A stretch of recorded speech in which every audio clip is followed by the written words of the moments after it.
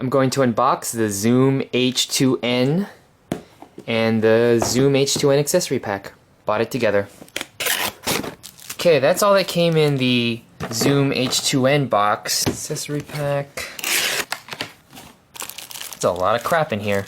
So here's all the accessories that it comes with. This charger is a USB charger, and here's the USB cable. Remote control seems very cheap though.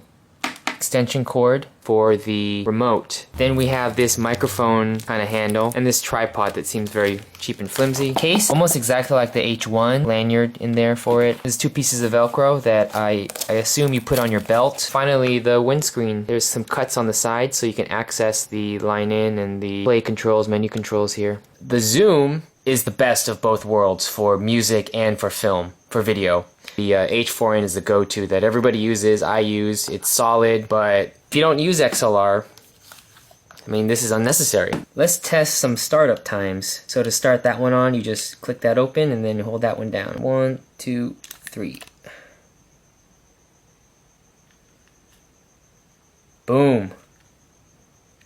Yup. H2n's the winner. That loaded up really fast.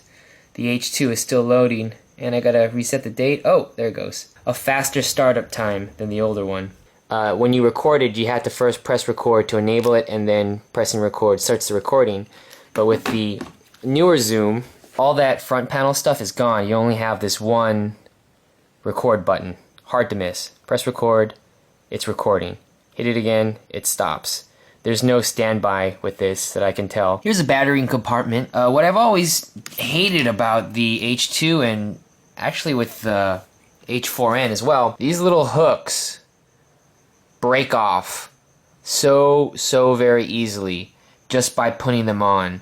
If you don't put them on the right way, if you miss those two latches, you're gonna snap them. I already snapped these on my H4n, but the H2n, they're a little more sturdy. It's less likely that they'll break off. Even though this new one is far superior, this one is still being sold and it's still a dang good recorder. You know, when you bought the H2, you not only got the H2 itself, but you got all these accessories with it. And when I got this, it was $150. This is basically all you get. This, an SD card, and 2 batteries. If you want all the accessories, that's another like 30 or 40 bucks. I wish it would have came with it because to function the Zoom properly, you kind of need all these accessories.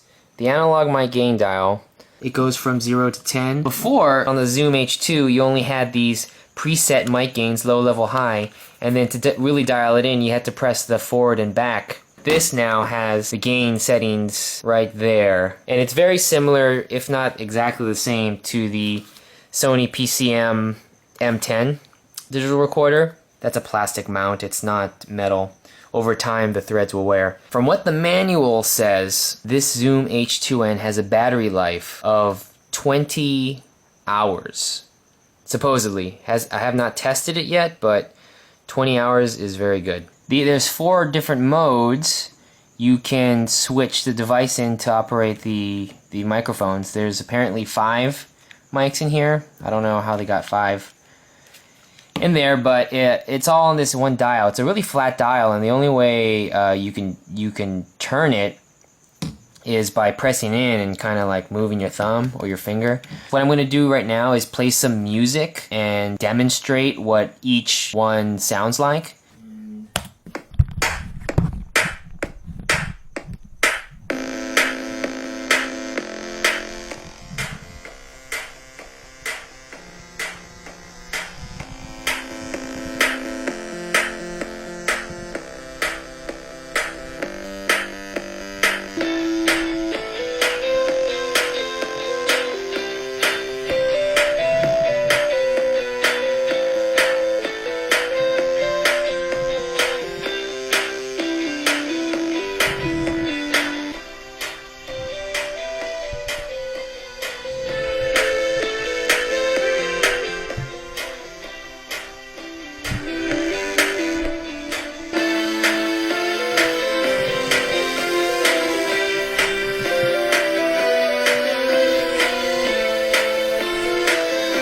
One of the things that I always wished was in the Zoom H2 was the ability to record the 3.5mm external mic input and also the onboard mics. You can now record from the mic capsule inside there, and an external device on 2 separate channels. It really only works on the 4-channel setting. So see, the MS is there, and the XY is there. Check, check, check, check, check, check. You can see the levels are different. That is an awesome upgrade to the Zoom digital recorder. This means that if this were an interview situation and I was interviewing somebody and I put a lav microphone on them, a wireless lav, and then this was the transmitter. The transmitter goes into the 3.5mm jack, has its own independent audio settings, and then for ambience, I can use the mic. Right now I have GarageBand open up, and you can see check, check, check.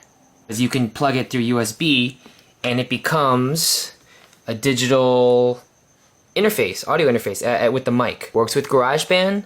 It's supposed to work with iChat, Skype. It's supposed to work with a lot of stuff as your microphone for your computer for whatever purposes you need it for. There's a pre-recording function, a tuner, a metronome, compressor, and a limiter. Here are the many different formats that it records to. At $200 plus the accessory pack, which is definitely necessary to get, this puts you at about, depending on where you go, plus tax and everything, anywhere between $230 and $250. If you're in a band, if you're a musician, if you're a video person or a filmmaker, or you're all of the above, this is the tool to get right now.